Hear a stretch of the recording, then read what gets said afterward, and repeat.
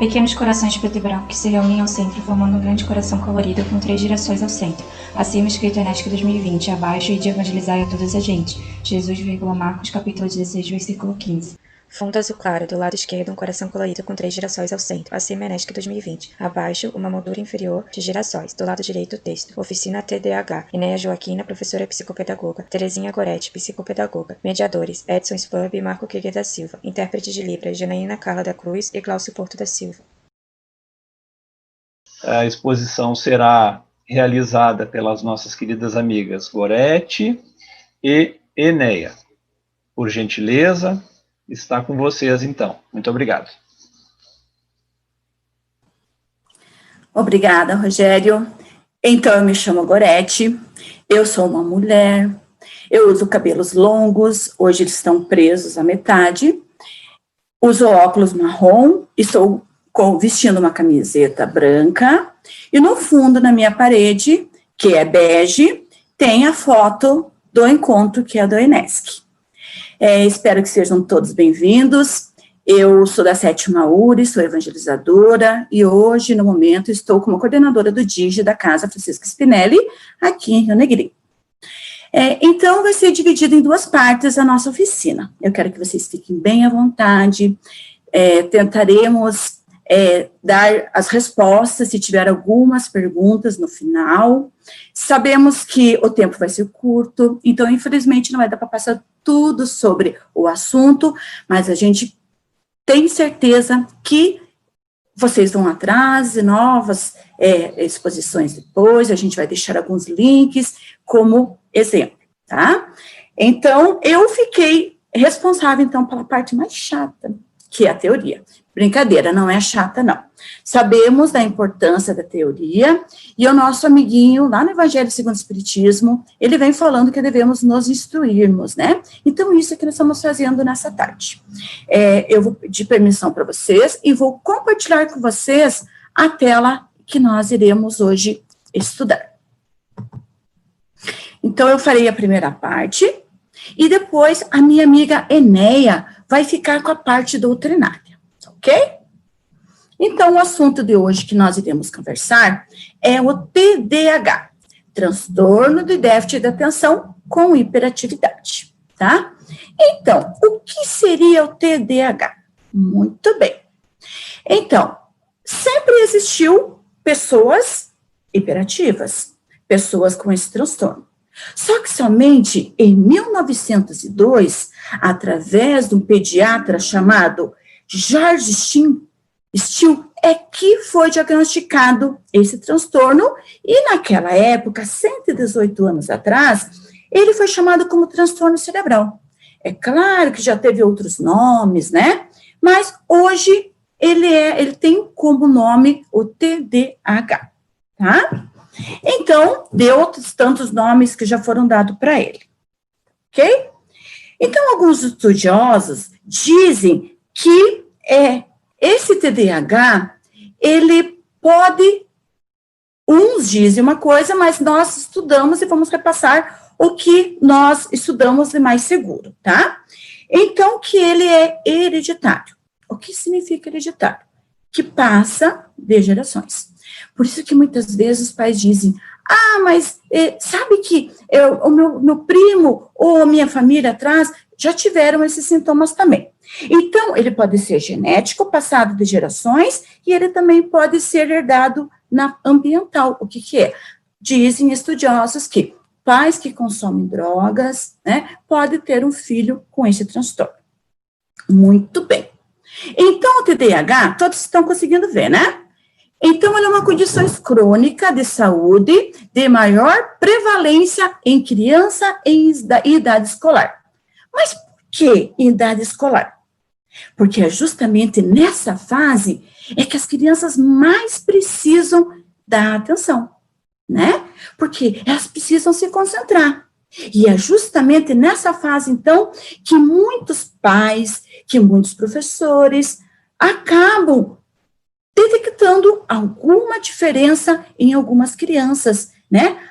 Meu filho é muito agitado, ele não para, e tudo mais, Muito bem. Outra característica que é um distúrbio neurocomportamental. Isso significa que o cérebro da criancinha que tem esse TDAH é diferente das demais crianças. Tem uma palestra do Divaldo, bem interessante, que antes que eu esqueça, eu gostaria de passar para vocês, que ele vem falando sobre essa perspectiva inclusiva na visão espírita. Eu recomendo para vocês que vocês assistam. E justamente nesse, ele também vem falando dessa parte cerebral. Ele e outros estudiosos dessa área que nós vamos citar mais na frente. Estima-se que de 5 a 8% das crianças em idade escolar podem ter o TDAH. É um número bastante elevado, né? Aproximadamente 2% desses adultos pode vir a sofrer, e a maioria das vezes, quando eles não conseguem trabalhar isso enquanto são adolescentes, eles vão com esse transtorno para a vida adulta. Olha só. E 50% das crianças com TDAH, os sintomas persistem depois de adultos. Olha só. Agora, nesse áudio, nessa tela, eu gostaria de mostrar para vocês, para ver se vocês vão começando a, de repente, pensar, opa, aquela criancinha lá da minha sala de evangelização, talvez tenha o TDAH. Então, eu vou mostrar para vocês alguns sinais. O primeiro ele está sempre a 1000 por hora. Opa, a expositora também deve ser. Muito bem. A segunda tem dificuldade em esperar a vez. Será? Ela está se contradizendo uma da outra, né? Mas a gente já vai ver lá para frente.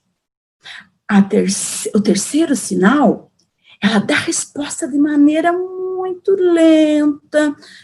Será que estávamos falando? A terceira pista, o terceiro sinal, ela interrompe a conversa dos outros, né? Mamãe está falando com a visita, daqui a pouco já vem no meio e já diz, eu sei sobre isso, sei sobre aquilo. Muitos são confundidos como falta de limites. Quinto sinal, ela não responde quando é chamado. A professora diz, Joãozinho, e lá está o Joãozinho. Oi, meia hora depois. O sexto sinal pode não terminar as tarefas. Será que nossa salinha já tem? Vamos ver. O sétimo, esquece o que está fazendo. Começa a fazer uma coisinha, daqui a pouco já vai fazer outra. Daí a mamãe diz, fulano, você já fez? Quando ele vai lá ver, não fez nada. O oitavo sinal, pode ser difícil de ficar parado. Está sempre se movimentando de um lado para outro, né? Lá na salinha de evangelização, vive pedindo para ir ao banheiro. Muito bem. O nono sinal pode ser visto como um impaciente. E o 10º, fala em excesso. Até dizem, fala pelo cotovelo, né? Muito bem. Então, essas são algumas características de uma criança com TDAH, né? E olha, 2% já são adultos, e 50% pode de criança continuar com TDAH na fase adulta, tá? Então, agora a gente vai ver sobre o TDAH e as suas comorbidades. O que são comorbidades? São duas doenças associadas. Então, ela pode ter o TDAH e outra doença associada, ou uma doença junto com o TDAH, né? Exemplo, mais ou menos, se tiver pressão alta com diabetes, né? Muitas crianças que têm o autismo podem ter o TDAH também. Então, vamos lá. Nós temos crianças que têm o transtorno do TDAH junto com o transtorno que é muito perigoso, que é o transtorno opositor desafiante, ou o de conduta. Olha a porcentagem de criança que tem essas duas comorbidades, vem de 30% a 50%. É um número bastante alto, né? E também traz um sério prejuízo para a sociedade. O TDAH, junto com a depressão, nós temos entre 15% a 20%. Bastante também. O TDAH, junto com a ansiedade, nós temos 25%. E o TDAH e crianças que vêm junto associado ao abuso de drogas e de álcool, nós temos entre 9% e 40%. Olha só o perigo dessas crianças. Por que será que acontece isso, Gorete? Já vamos ver lá para frente, tá? Agora a gente vai falar sobre um assunto, eu sei que eu estou falando um pouquinho rápido demais, mas é que assim, o meu tempo é curto e nós temos ainda muita coisa para falar, tá? Mas coloca lá no chat que depois a gente tenta responder algumas coisas que ficaram para trás. Conforme alguns estudiosos, e tem um blog no YouTube e vários outros assuntos que vêm falando sobre o TDAH, mas um deles que eu achei bastante interessante é da Neurosaber. E o Dr. Claire, ele vem falando que existem 2 tipos de TDAH, 2 tipos apenas. Tem o de desatenção e uns que têm a comorbidade, que tem o combinado. O que é o combinado? Eles dividem-se em 2, o hiperativo junto com o impulsivo. Então, agora, a gente vai saber a diferença entre um e outro. Vamos lá. Primeiro, o TDAH com desatenção. Eu, principalmente no início, sabia que o TDAH e, né, o déficit de atenção com hiperatividade, todas as crianças tinham. E não é verdade. De 20% a 30%, ou às vezes até mais, as crianças com TDAH não têm o combinado lá, não tem hiperatividade e compulsividade. Ele tem somente o desatenção. E agora a gente vai ver as características desse tipo de TDAH, tá? Então, esse tipo de desatento, ele demora muito tempo para ser diagnosticado. E causa sérios prejuízos acadêmicos para essa criança. Por quê? Porque é aquela criança tímida, é aquela criança que fica bem quietinha lá no cantinho, e muitas vezes passam despercebidas. São aquelas crianças que muitas vezes têm que ser estimuladas a falar, a questionar, a perguntar, e muitas vezes até raciocinar. É aquelas crianças que todo mundo precisa ajudar ela, porque senão realmente ela não consegue. Não termina o que começa. São desatentas ao último. Dá para ver pelaquela foto ali, né? Qualquer barulhinho externo já tira a sua atenção. Então, essas crianças, mais na frente, a gente vai passar algumas dicas como nós, evangelizadores, podemos trabalhar dentro das nossas salinhas. Ela apresentam um esquecimento de atividades diárias, muitas vezes, são muito desorganizadas, esquece o caderno que é para levar para a escolinha, esquece de levar aquela atividade que a evangelizadora pediu na aulinha passada, ou esquece até mesmo de fazer. Né? Então, é uma criança que tem uma desorganização tremenda. Agora, a gente vai falar como é que está vindo o slide, da criança hiperativa. A criança hiperativa e a impulsiva são praticamente se assemelham às características, são mais fáceis de diagnosticar. Por quê?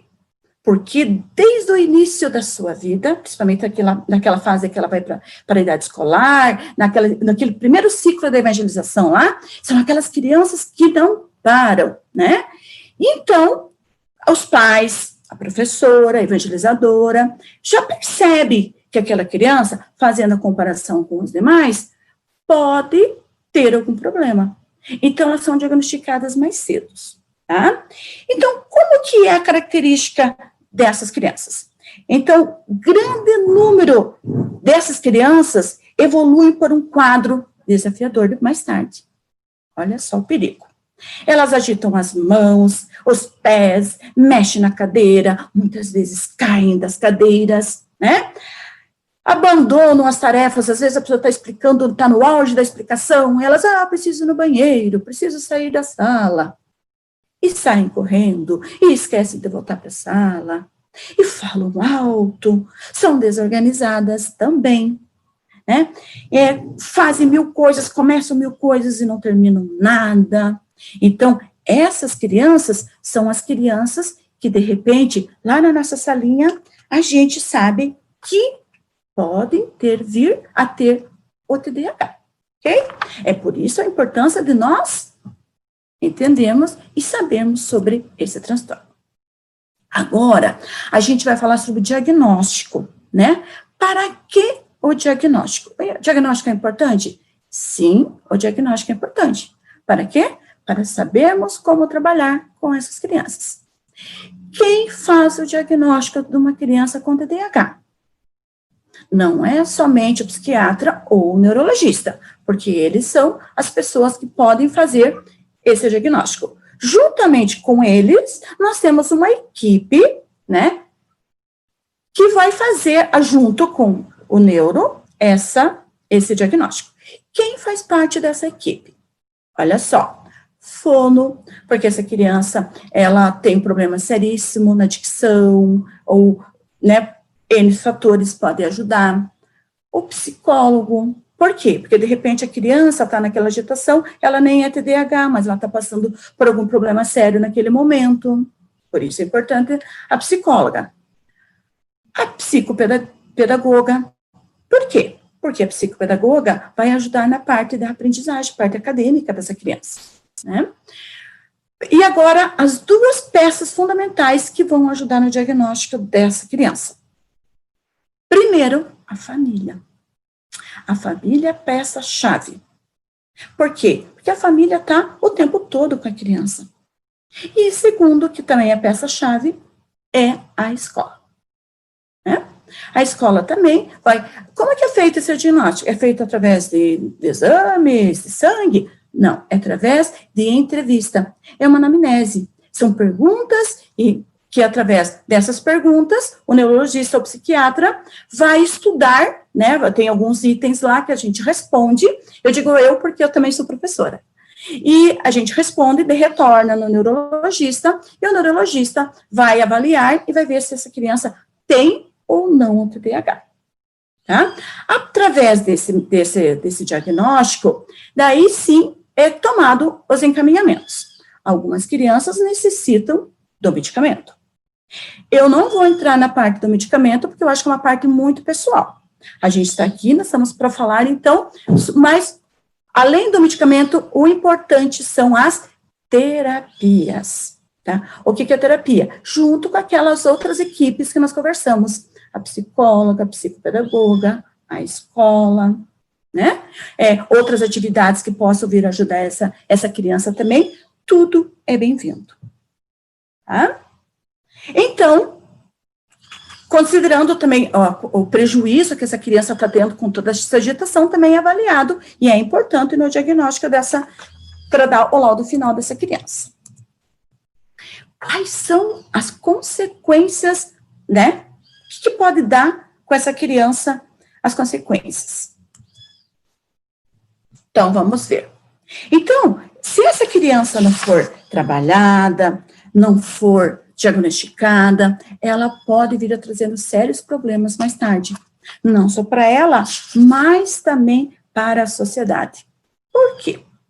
Porque ela vai ter, o rendimento profissional dela e acadêmico vai ser muito baixo, dificuldade em relacionamentos, a baixa autoestima dele é muito pequena, interferência no desenvolvimento educacional e social, e a disposição a outros distúrbios psiquiátricos, como nós já havíamos conversado antes, né?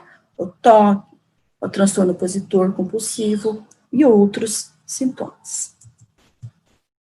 Evolução de prognósticos. Então, vamos ver. Acredita-se que o TDAH melhorava no final da adolescência, né? Então, se for bem trabalhado, ele pode vir a melhorar. 30% a 70% apresentarão TDAH na fase adulta. Olha só. Maior índice de reprovação escolar. Prognóstico pior quando associado ao TOC. Né? Então, olhe a nossa responsabilidade perante evangelizadores. Por quê? Porque muitas vezes os pais das crianças vão até aos centros espíritas à procura de ajuda. Né? E justamente nós, com todo esse conhecimento que a gente vai ter hoje, não só hoje, mas através também das outras pesquisas que iremos fazer sobre as outras deficiências, nós vamos poder ajudar com certeza essa criança. Quais são as dicas, então, de como se trabalhar com o TDAH? Tá? Então, vamos lá. Primeiro, saber o que é o TDAH. Segundo, estabelecer rotinas. Como falamos lá anteriormente, essa criança é péssima em rotina.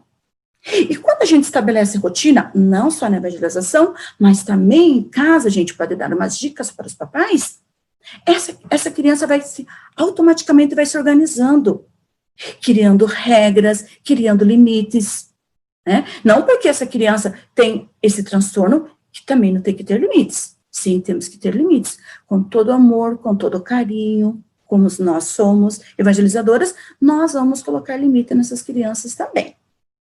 Colocar essa criança sentada na frente, mais próxima à evangelizadora, longe, evangelizador também, desculpa que também tem homens, longe de ruídos, então longe da janela, longe da porta, né, que não tire muito a sua atenção. Apresentar o conteúdo de forma fácil.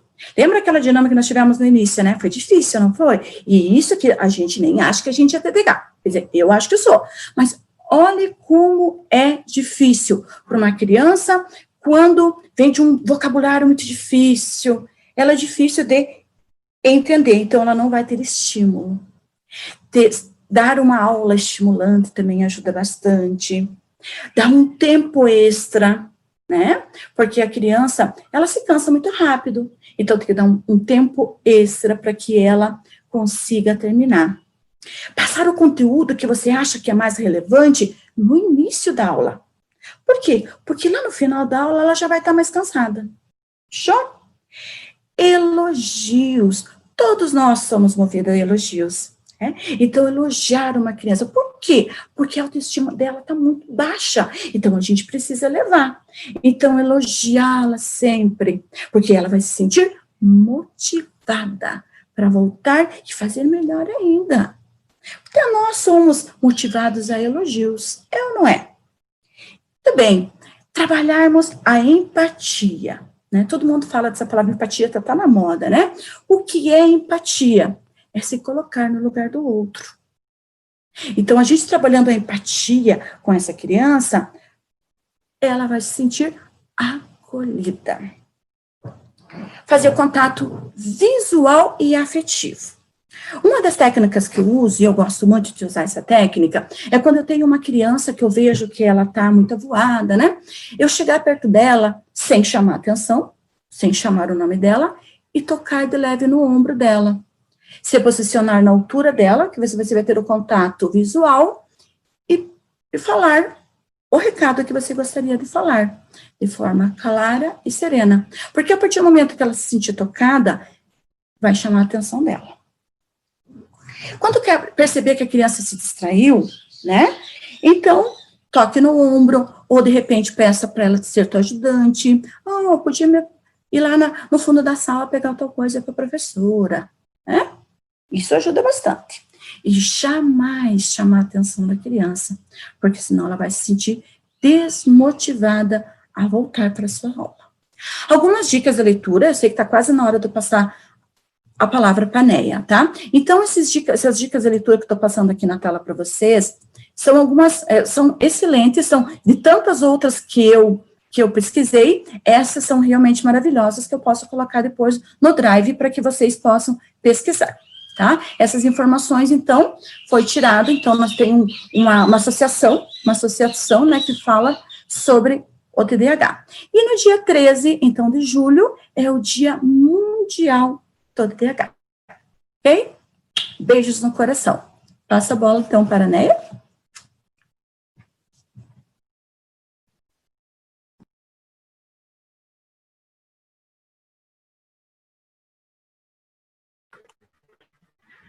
Muito bem, obrigada, Gorete, foi bem explicadinho, uma linguagem bem acessível, linguagem de professor, né, porque o professor tem essa facilidade de transmitir com mais nitidez o conteúdo.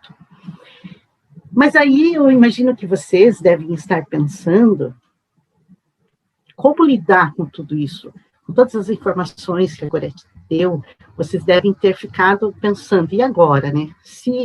Como que eu vou trabalhar com esse evangelizando que eu posso identificar com o TDAH? Pois é. E aí eu pergunto para vocês, e se fosse seu filho? Se fosse sua filha? Outro dia, eu ouvi Sônia Hoffmann, que nos disse o seguinte. Aliás, eu vou dar uma dica antes de eu falar, de eu continuar, para dizer para vocês. Quem tiver oportunidade depois, e assista, e não vai participar da oficina da Sônia Hoffmann, depois busque a oficina lá nos canais da FEC, porque a Sônia Hoffmann é maravilhosa. Eu estou apaixonada por Sônia Hoffmann. Mas conversando com ela um dia desses, ela nos disse o seguinte, que a mãe, quando recebe um filho com TDAH, não faz faculdade. A família desse novo membro familiar que está chegando, não se especializou. Não existe uma formação de mãe, de pai, para irmão de uma criança deficiente que está retornando à Terra. Essa especialidade vem com o convívio. Mas o que existe é um convite. Sim, é um convite. E esse convite é de Jesus. Para que nós possamos ter um olhar inclusivo na nossa casa espírita. Que nós comecemos a lançar esse olhar inclusivo, esse olhar amoroso, esse olhar sensível. Lá, em uma certa ocasião, um fariseu perguntou a Jesus, Mestre, qual o maior mandamento da lei? Mas que lei é esta? Qual a lei que se referia o fariseu? O fariseu estava falando da lei que eles tinham como regra, a Torá, a lei do povo judeu, que significa ensinamento. E é a lei que eles seguem como norma de conduta, do ponto de vista moral e do ponto de vista ético. Na Torá estão contidos mais de 600 mandamentos. E o fariseu desafiou a Jesus, perguntando a ele qual era o maior de todos eles. E qual foi a resposta de Jesus? Todos nós sabemos. Amarás o Senhor teu Deus de todo o seu coração, de toda a sua alma e de todo o seu entendimento. Este é o maior mandamento. Ou seja, amar a Deus integralmente. O amor é o maior mandamento. Mas Jesus aproveita e completa a pergunta do fariseu, dizendo que tem mais um. Que existe o segundo grande mandamento, que decorre deste primeiro. E nós também sabemos qual é, todos vocês sabem qual é. Amarás ao teu próximo como a si mesmo. Toda a lei e os profetas se acham contidos nestes dois mandamentos. Está lá, Mateus, capítulo 22, versículo 34 a 40. O que Jesus está dizendo é que tudo que foi aprendido desde Moisés, passando pelos profetas, está sintetizado nesses dois mandamentos. Amar ao Criador e amar a todas as criaturas. E se cumprirmos isso, nós estaremos cumprindo a lei de Deus. No capítulo 11 do Evangelho segundo o Espiritismo, amar ao próximo como a si mesmo, no item 8, Allan Kardec traz uma mensagem de Lázaro, que vem nos falar da lei de amor. Então, o amor não é somente um mandamento. O amor também é uma lei. E isso é muito profundo. Porque se é uma lei, nós devemos seguir. Na terceira parte do Livro dos Espíritos, que trata das leis morais, uma parte bem importante que nos toca diretamente na nossa vivência diária, Kardec coloca no capítulo 11 a lei de justiça, de amor e de caridade. O que nos remete aos eixos estruturais das diretrizes da ação evangelizadora que estão lá nos fascículos da Federação Espírita Catarinense, que nós temos como norma para seguir nas nossas evangelizações, nas nossas casas espíritas. A lei de justiça, de amor e de caridade nos fala de conhecimento, amor e trabalho.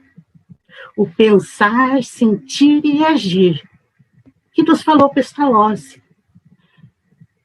Cabeça, coração e mãos. Conhecimento doutrinário, aprimoramento moral para a transformação social. O que nos fortalece a fé raciocinada, a vivência do amor e na prática do bem. Então, meus amigos de jornada da evangelização espírita, essa é a formação que nós devemos ter. Essa é a especialização que nós devemos fazer. Especializarmos em amar. E amar incondicionalmente. Esse olhar amoroso que nós falamos, esse olhar sensível para com todos, facilita a nossa caminhada e faz com que a gente compreenda os nossos evangelizandos também. E eu encontrei, enquanto estava fazendo a pesquisa, um vídeo que eu achei bem importante compartilhar com vocês. Então, agora, nós vamos ouvir o vídeo. Vocês têm que prestar atenção que ele ficou um pouco baixo, sabe, o som.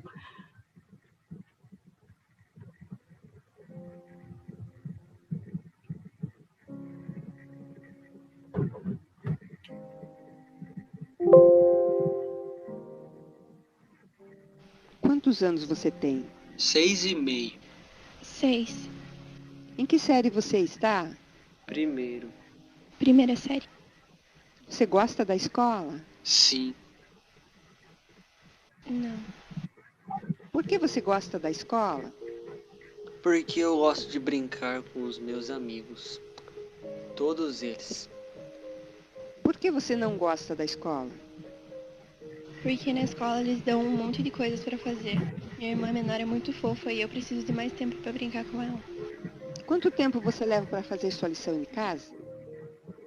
Muito tempo ou pouco tempo? Faço de 5 a 10 minutos. Não sei, faço em metade do tempo. Você tem dificuldades para fazer sua lição de casa? Algumas vezes. Como você se sai nas provas? Vou bem. Eu normalmente consigo um A ou um A mais. Eu não sei. Eu sempre consigo fazer as coisas bem. Você não se sente orgulhosa de quando você consegue um A? Eu não sei, me sinto normal. Você não se sente orgulhosa, só normal? Não, só me sinto normal. Você tem muitos amigos? Sim. Não. Como você se sente em ter muitos amigos? Feliz. Como você se sente por não ter tantos amigos? Eu não preciso. Você é convidado para ir em festas? Sim.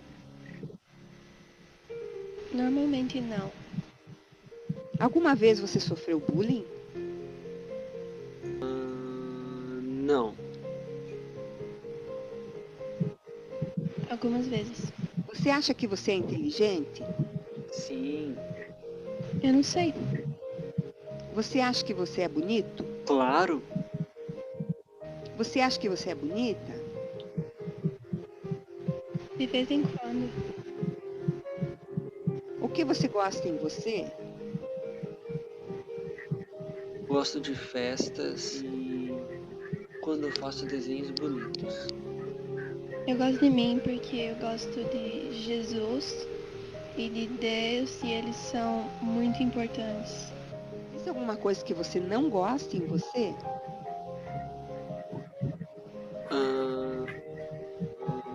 Não. Algumas vezes eu sou má, Como você é má?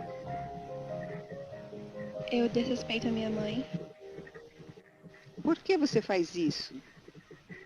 Eu não sei, algumas vezes eu fico de mau humor. Depende de como foi o meu dia. Se eu tive um dia ruim, fico irritada e negativa. Ou se eu tive um bom dia e fico feliz e positiva. O que você gostaria que as crianças da sua idade, que não têm TDAH, soubessem?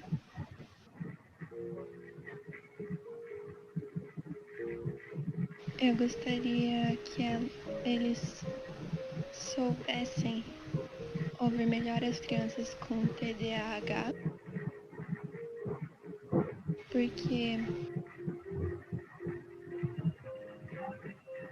assim eles podem ajudar as crianças.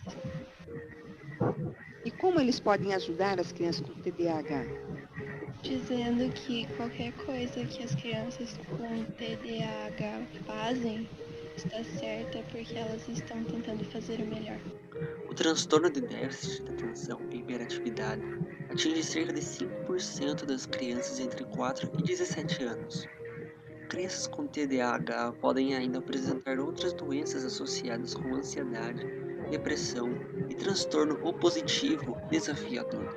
Crianças com TDAH podem sofrer com baixa autoestima e têm dificuldades nas relações sociais, enfrentando bullying e exclusão por não se encaixarem nos padrões esperados. Crianças com TDAH são muito inteligentes, criativas e sensíveis. Todas as crianças o merecem e querem ser amadas e respeitadas com todas as suas características. Fale com seus filhos sobre a importância de se respeitar as diferenças.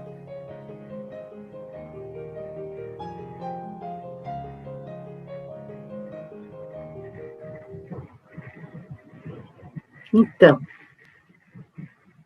é um vídeo que fala muito, né?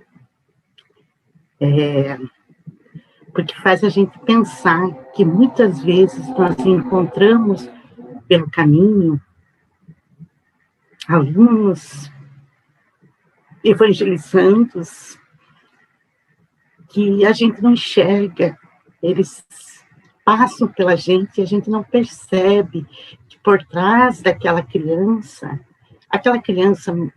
né, mais desatenta, ou mais quietinha, porque a menina ela não tem a hiperatividade. Geralmente a criança menina, ela não tem a hiperatividade, então ela parece mais quietinha, como essa do vídeo que a gente viu. E muitas vezes a gente não olha para essa criança, porque ela não incomoda. A gente olha para aquele que incomoda, aquele que é hiperativo, que está sempre se mexendo. E aí, nós temos que entender que a gente precisa olhar com mais carinho, porque muitas vezes, apesar de eles dificultarem o nosso trabalho, nós precisamos identificar o que está acontecendo com essa criança. Porque nós sabemos, quando eu falo dificultar nosso trabalho, porque nós sabemos que uma criança inquieta, desatenta, incomoda, faz com que a gente tenha que se dedicar mais tempo com ela, né? Enquanto isso, acaba dificultando o nosso trabalho. A gente entende isso. Mas nós precisamos entender essa criança, olhar para ela e tentar descobrir o que será que está fazendo que essa criança seja dessa forma. Será que ela está com algum problema em casa, familiar? Será que ela tem algum problema de audição, de visão? O que muitas vezes pode acontecer. Muitas vezes, a gente até pode achar essa criança diferente, porque ela não entende que ela tem um problema de visão, por exemplo, ela não se percebe, não verbaliza isso para ninguém, porque ela não entende. E aí esse problema pode estar causando essa inquietude nele. E aí, a partir do momento que alguém descobre que essa criança precisa usar um óculos, tudo muda, porque ele vai ter uma visão diferente do mundo, vai ter uma outra percepção do mundo, que vai enxergar melhor. Então, são pequenas coisas que, às vezes, passam despercebidas por nós. E, muitas vezes, a gente não percebe e acaba rotulando essa criança como TDAH. Então, por isso que nós precisamos entender bem o que está acontecendo com essa criança. E aí, sim, levar em consideração. Será que essa criança tem TDAH? Nós já ouvimos a Gorete falar as características do TDAH, entendemos que é um transtorno neurobiológico e que durante a infância é associado a dificuldades na escola, na relação com outras crianças, na relação com os pais, na relação com os professores.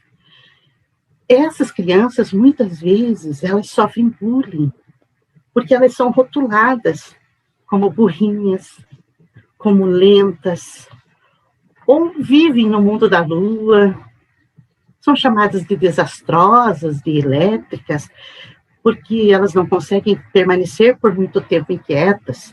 Talvez por isso que, quando nós ouvimos falar em TDAH, pensa-se em crianças hiperativas.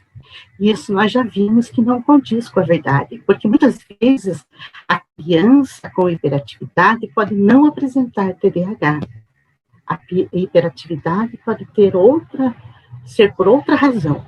O que é predominante no TDAH é a desatenção. Qualquer coisa a distrai. Um barulho que aconteça lá fora, um passarinho que canta, um objeto que cai no chão, o barulho do relógio, o batido do cachorro, qualquer coisa distrai facilmente. Veja que nós estamos falando de estímulos externos, mas existem também os estímulos internos. Aqueles estímulos que vêm de dentro, é um pensamento que chega, e aí ela se distrai, e vem outro pensamento, e ela vai se envolvendo naqueles pensamentos, e ela vai saindo, não está mais presente. Mas, de repente, ela volta. E quando ela volta, ela se esforça, ela quer prestar atenção no que está acontecendo, mas aquilo já não tem mais sentido. Porque ela perdeu uma explicação, ela perdeu uma frase importante, e aí o evangelizador, o professor, pode estar falando, mas não tem mais sentido. E daí sim que ela passa a ter essa desatenção e não consegue mais dar atenção naquilo que seria necessário. Eu vou contar uma história para vocês agora, que é de um médico, Dr. Gustavo Teixeira, que conta no livro Desatentos e Hiperativos, que é muito comum ele ouvir relatos no seu consultório de mães, pais de famílias que vão até ele e que falam e contam histórias. Doutor, o Henrique está impossível. Fica correndo de um lado para o outro, não para quieto, não para nem para comer. O dever de casa está sempre completo, porque ele não consegue se concentrar. Na escola, está sempre sem amigos. É muito impossível e sempre briga com os colegas. A professora já me chamou 2 vezes para conversar sobre o comportamento dele em sala de aula. E ele se distrai muito. Não presta atenção em nada. Brinca o tempo todo. Você remexendo na cadeira, pulando e gritando. Já peguei bastante, gritei, tirei a televisão, ligo para o diretor. Nada funciona. O que eu faço, doutor? Como escutar depoimentos como esse diretamente em meu consultório? São pais desgastados, frustrados com o comportamento dos filhos e que sentem muito culpados por não conseguirem ajudá-los. Conseguiram prestar atenção? Não conseguiram? Aqueles que não conseguiram, por que será? Não, ali, ó, A Fabiana conseguiu. Por que será que a Lúcia não conseguiu? Porque tinha muito barulho, né? Tinha muitos ruídos. Então, é assim que o TDAH se sente. Por isso ele não consegue prestar atenção. Até se esforça para isso, mas a distração é muito presente. E ele não se dá conta disso. Ele não dá conta de muita coisa no pensamento dele. Não é porque ele não quer, é porque ele não consegue. É porque existe algo que nós não conseguimos enxergar. Existe algo que está ali, diferente no cérebro dele. E é preciso nós descobrirmos. É uma questão de atitude. E essa atitude é uma atitude nossa. Sônia Hoffmann nos fala que essa é uma atitude fraterna, solidária e construtiva com o próximo. Nós precisamos nos dispor à acessibilidade afetiva, quebrando essa barreira atitudinal, chegar mais perto da pessoa com deficiência, chegar mais perto no sentido da afetividade. E para compreender esse evangelizando que você identificou como TDAH, nós temos 2 dicas para você. A Gorete até falou rapidinho a parte dela, mas eu vou repetir. A primeira dica é o olhar sensível, afetuoso. Esse é um fator essencial para o acolhimento do evangelizando que chega na nossa salinha de evangelização. Esse acolhimento tem que ser amoroso, acolher com o coração, sem julgar. Porque na inclusão não existe espaço para julgamentos. Amor é uma força de união. Amor é uma força de coesão. O amor conecta as coisas. E o evangelizador, com esse olhar inclusivo que nós estamos falando, ele está colaborando imensamente na obra de Jesus. E acredite, Jesus vai ficar muito contente, porque ele sabe que ainda são poucos os conectados. Seja você um colaborador de Jesus. Seja você o ajudante do dia. A segunda dica é o conhecimento do problema, a vontade de aprender. Quando surge a pandemia, parece que nós ficamos meio estáticos, não foi? Temos uma pausa para ver, entender o que estava acontecendo. Mas essa pausa foi por pouco tempo. Logo a gente se deu conta que era preciso movimento e descobrimos coisas que estavam ao nosso alcance, como, por exemplo, a tecnologia. Mas a tecnologia não surgiu com a pandemia. Ela já existia, ela já estava entre nós. Nós é que não utilizávamos. Muitos de nós só fomos perceber porque passou a ser necessário e facilitou muito a nossa, durante o nosso distanciamento social. Muitos de nós aqui, a gente sabe, somos professores e bem sabemos a superação dos professores desse país e do mundo todo para aprender a lidar com essa tecnologia. E todos os elementos que envolveram as situações advindas de um novo processo de aprendizagem. Nós mesmos, em nossa evangelização, nos reinventamos, não foi?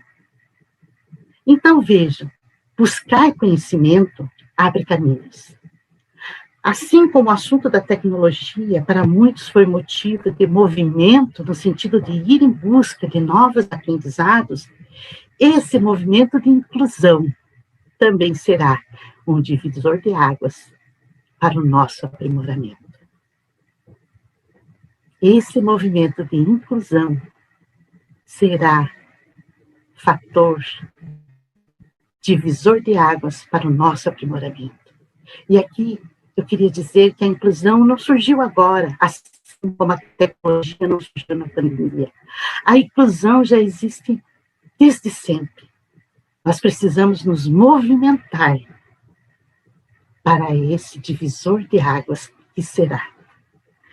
Se nós identificarmos o Evangelizando com o TDAH, corre atrás, vai em busca de conhecimento sobre o assunto, conhecer o máximo possível sobre as questões características, conhecer sobre o transtorno, conhecer sobre a criança, vai em busca de pessoas que possam te ajudar a entender o que é, que irão te ajudar a construir estratégias, construir um novo caminho, que esse novo caminho que você vai percorrer, esse caminho tão maravilhoso que é a educação inclusiva.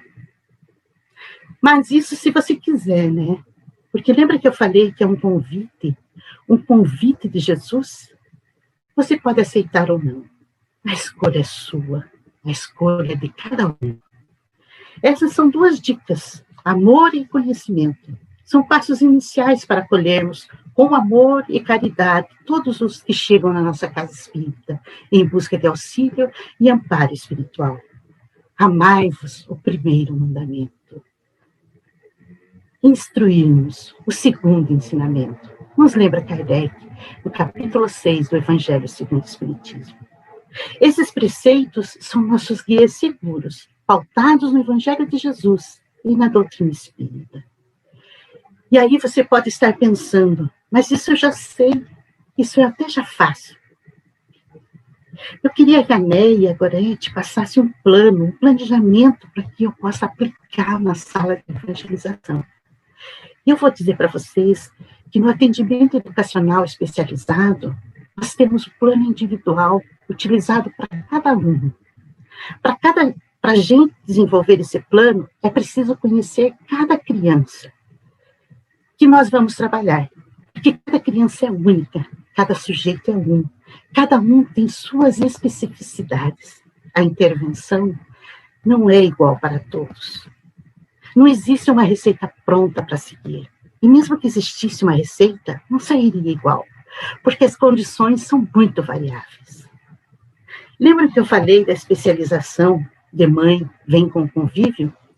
Então, assim será com a gente. A nossa especialização vem nessa vivência com esses companheiros que vieram para nos ajudar. Sim, porque a gente pensa que nós estamos ajudando eles. Mas eles, na verdade, somos nós que precisamos deles para evoluirmos. Nós é que ganhamos com tudo isso. Nós aprendemos a tolerar mais. Nós vamos aprender a compreender mais. Nós vamos aprender a amar mais. Então, meus queridos semeadores da nova era, estejamos de coração aberto para a tarefa de evangelizar a todas as gentes. Porque é isso que Jesus espera de nós. É isso que Ele quer de nós. E para encerrar, em nosso caminho, encontramos diferentes tipos de flores. Tem aquela considerada a rainha de todas as flores. Glamurosa, perfumada, com um formato inconfundível. Porém, possui espinhos para lembrar que ainda tem imperfeições. Outras encontramos nos campos, pelos caminhos, andando pela cidade. Tão simples e, ao mesmo tempo, tão encantadoras.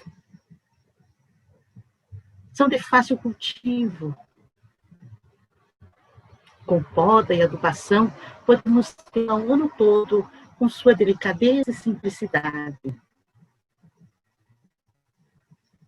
Encontramos também outras que agrupam-se em ramos. Demonstram a união para permanecer com intensidade e vigor.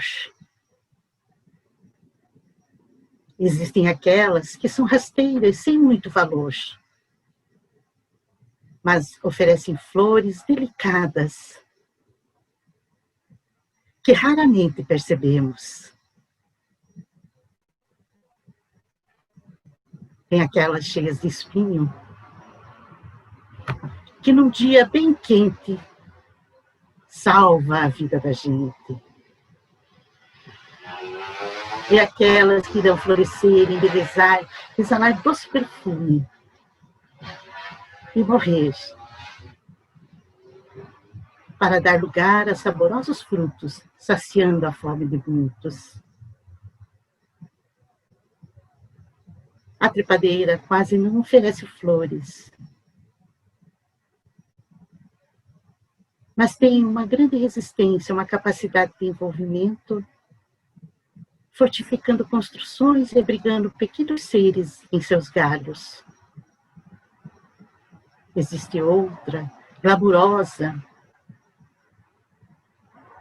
perfuma a noite, mas não resiste ao nascer do dia. Destacada árvore frondosa, parece que nasceu somente para embelezar. Mas sua madeira resistente e durável sustenta lares por décadas. Uma pequena flor desabrocha numa única haste, inclinando suas delicadas pétalas para a frente. Mas em um jardim com suas irmãs demonstra a beleza do conjunto, compondo uma sinfonia floral. Outras tantas demonstram a perfeição divina. Há uma semelhança entre todas elas. Todas buscam a luz. A luz que é Jesus. Caros amigos, guardemos a certeza que a inclusão é um caminho florido, onde encontraremos as mais diversas flores, multiformes, multicoloridas, exalando perfumes, compartilhando alegrias. É um lindo caminho, onde seguiremos juntos, e lá no final, além do horizonte, estará Jesus, de braços abertos, a nos esperar. Que assim seja. Pequenos corações preto e branco que se reúnem ao centro, formando um grande coração colorido com 3 direções ao centro. Acima, escrito Enética 2020, abaixo, e de evangelizar a todas as gentes. Jesus, Marcos, capítulo 16, versículo 15.